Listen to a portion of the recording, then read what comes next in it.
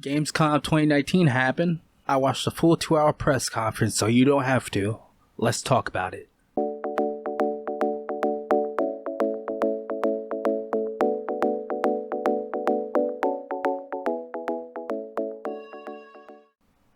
Hello everyone, this is McNeth here with you once again, today to talk about Gamescom 2019. I'm going to break down each portion of the Gamescom event, let you know what games were announced, and let you know the important details about each game. I will include timestamps in the description so you can skip to any game that you want to know particulars about and don't have to watch the whole video. I will also include trailer links in the description if I can find it on YouTube. But yeah, let's go ahead and break it down. First game we have up is Gears 5. They showcased a new trailer about the campaign, showcasing multiple environments and locations we will be visiting. After the trailer was over, one of the producers, Rod Ferguson, came up on stage with Jeff Keighley and talked further about the game. He revealed it will be 4K 60 FPS in campaign on Xbox One X. He also went on to talk about the new Horde mode, detailing some of the characters have ultimate abilities, starting with Kate having an invisibility ability, JD having airstrikes, and Jack having a hijack ability where he can take over enemies. He also then stated ultimate abilities are a per character basis and not a per role basis. He also talked about a new mechanic called power taps. Gears 5 Horde mode will be 3-player co-op, split screen, and online. The Halo Reach crossover was also announced and will have characters that are playable in Horde, Escape, and Versus mode. If you purchase the Ultimate Edition, you unlock these extra characters plus all their unlockables. Horde mode will also be playable at certain Microsoft stores early this week. Following that, we got a look at Comanche. Comanche is a flight simulator by THQ Nordic. This flight simulator centers around helicopters. Also seems there is some drone footage spliced in. They showed a CG trailer and also a gameplay trailer. There were no further details during the conference about the game, but it seems to be very interesting. Next up, following the flight sim kind of direction, we got a short look at DCL Racing, which is a drone racing game, but there was no further information given, just a short trailer. Then we move on to another main attraction, Need for Speed Heat. Riley Cooper from EA was brought on stage to discuss it. But first they went to a trailer which showcased some gameplay and discussed some features. Some of the features that were talked about in the trailer were a sanctioned racing during the day, where you can earn money for performance tweaks and visual customizations. There will also still be cops during the day, but they will stop and fine you for speeding. Then we transition to the night. The night offers a different dynamic where you race for money and heat. The more heat you have, the more rep you have, thus meaning the more famous you will become, and I assume more races you will get and the higher money you will earn. Heat also has a negative effect, making cops more aggressive and listing more ways to take you down, such as helicopters and rhino trucks. If you are destroyed or captured by the cops, you lose everything. A trailer then went on to show some more of the social aspects of Need for Speed Heat, like avatar customization, and also you have shared garages with your crew so you can see their latest car. There is an app called Need for Speed Heat Studio where you can customize cars on the go and then get them in the game. This app is available in most territories on iOS and on Android worldwide today. Next up, we have a world premiere trailer of Kerbal Space Program 2. No details as it was only a CGI trailer, and Jeff Keighley states it will be out next year. Following that, we have a trailer for Little Nightmares 2. The trailer was in-game footage and had some gameplay. This time, we have a new protagonist, Mono, along with the protagonist from the previous Little Nightmares. They are trying to make their way to the signal tower. Another new addition to the game is there appears to be weapons that you can use this time. The graphics look as spectacular as the previous installment. Little Nightmares 2 will be out in 2020. Next up, we have a trailer for Predator Hunting Grounds. This game appears not to be related to the movies, but it has a similar concept, as the trailer follows a group of commandos going into the jungle. Next, we see everyone starting to get picked off because guess who is here? That's right, the Predator. This game seems to be still in early development because the trailer had a horrible frame rate, but it seems not to be coming out to 2020. Hopefully they clean it up a bit. Charles from Ilphonic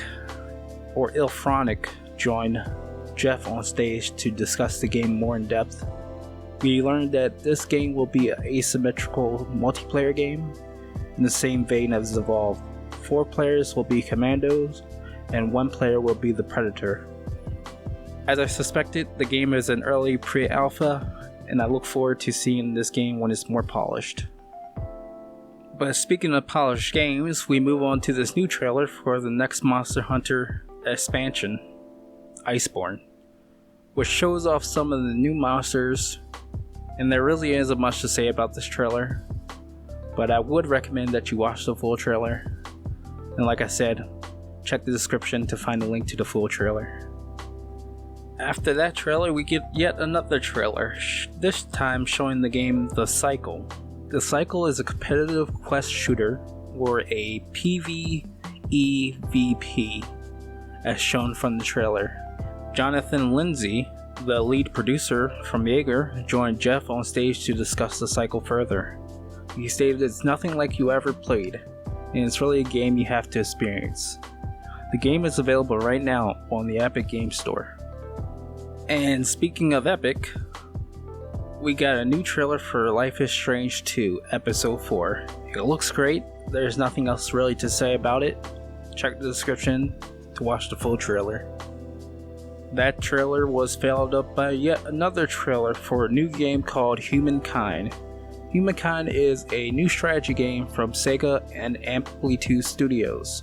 No details were discussed, but the trailer looked quite interesting. Humankind is coming out 2020. Alright, after all that, we got some Borderlands 3 news. Jeff brought on creative director Paul Sage from Gearbox Studios on stage. He gave some details on the in-game content for Borderlands 3, starting off with the Circle of Slaughter.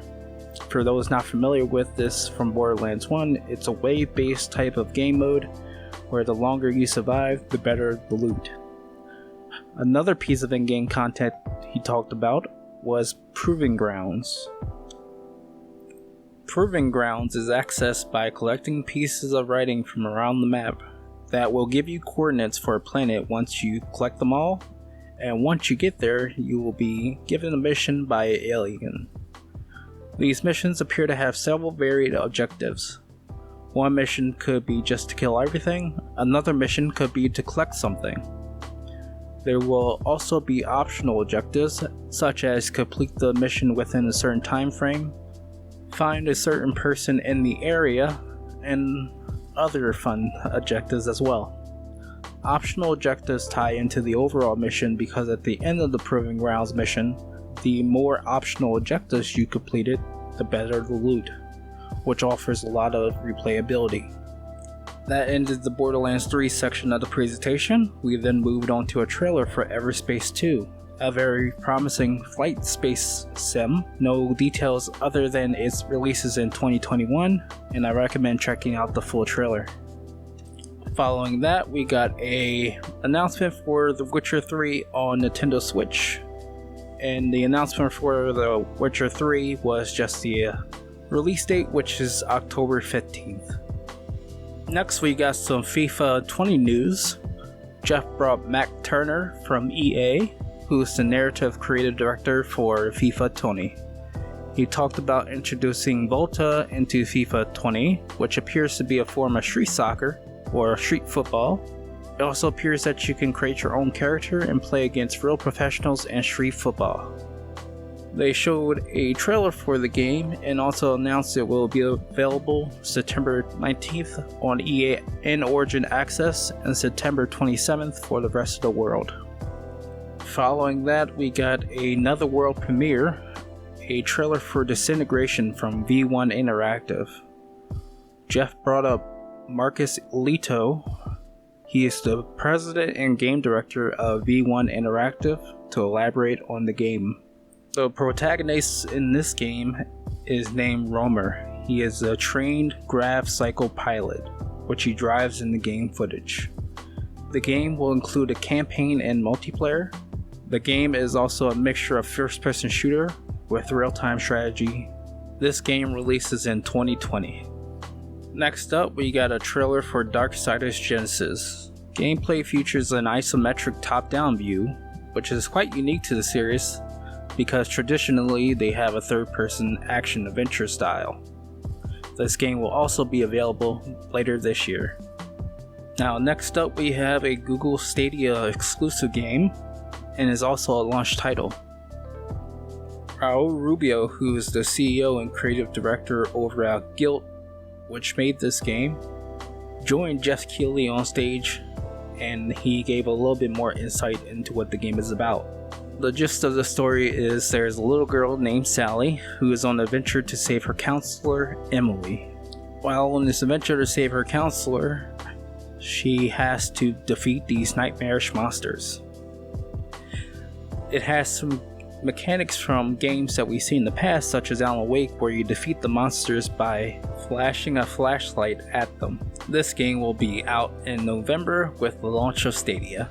Then we get some Destiny 2 news.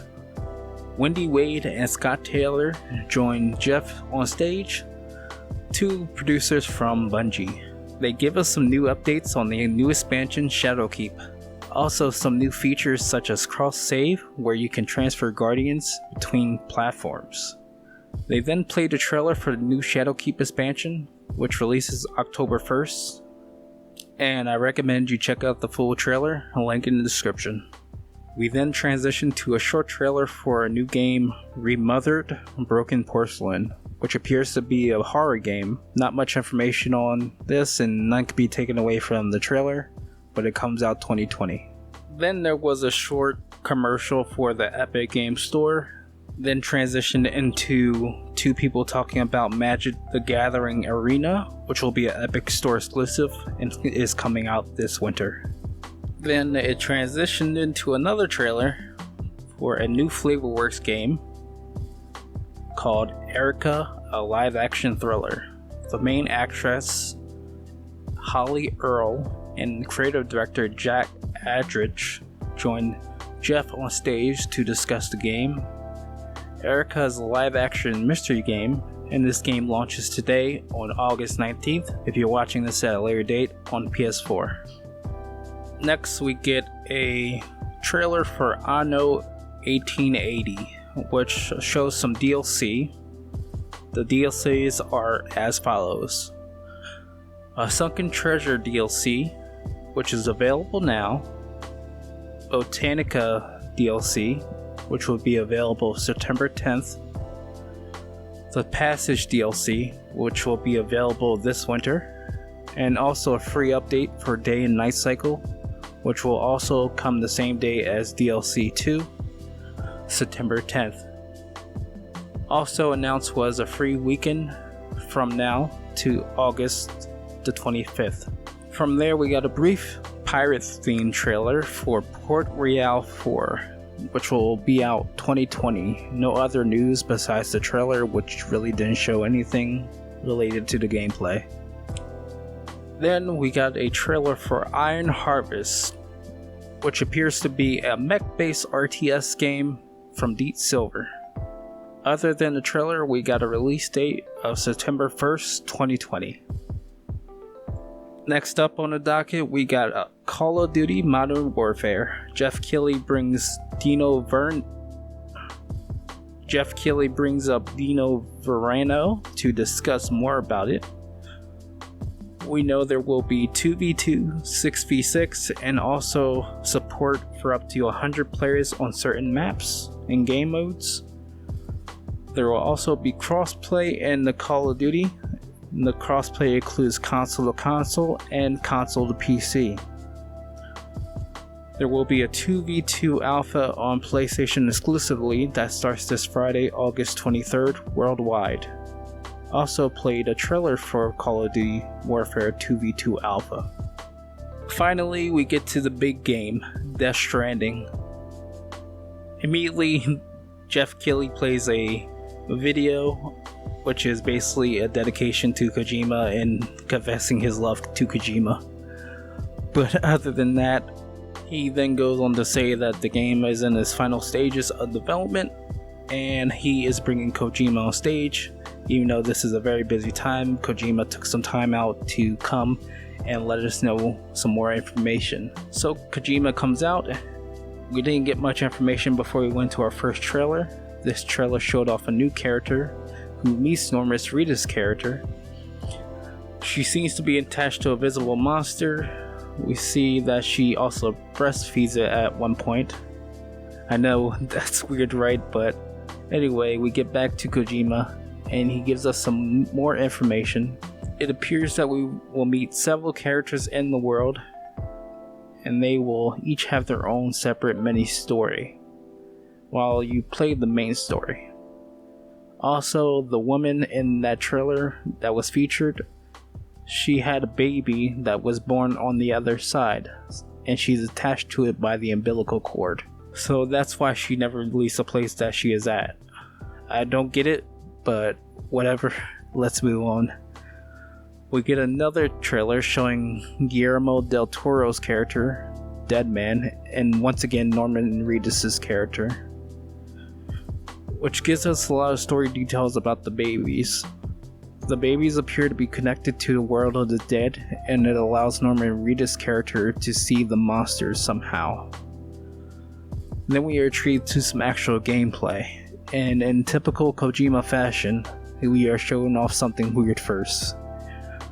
It appears you can actually pee in the game standing up for some reason, and the gameplay then shows us some other gameplay features such as deployable ladders, and also soothing your baby after a hard fall. Also, Jeff Keighley is in the game for some reason, and in the game he is a prepper. What preppers are is random NPCs that you can find within the game world and build relationships with, and they will give you rewards. And that pretty much wraps up the press conference. It ends with Death Stranding, and overall I think it was a good press conference. It had a lot of good, nice reveals, and it had a lot of gameplay. It wasn't kind of just a stagnant kind of press conference where they talked a lot. They showed a lot of trailers, some gameplay for some games, and overall it was pretty interesting. I definitely recommend checking it out if you have the time. But if you don't, that's why I'm here for, to check it out for you and give you what happened. But anyway, guys, let me know what you guys think. What games are you excited for? And what games are you definitely going to pick up? Let me know in the comments. And if you liked the video, make sure you give it a thumbs up. And make sure you subscribe to my channel for the latest game news. And I'll catch you guys in the next video.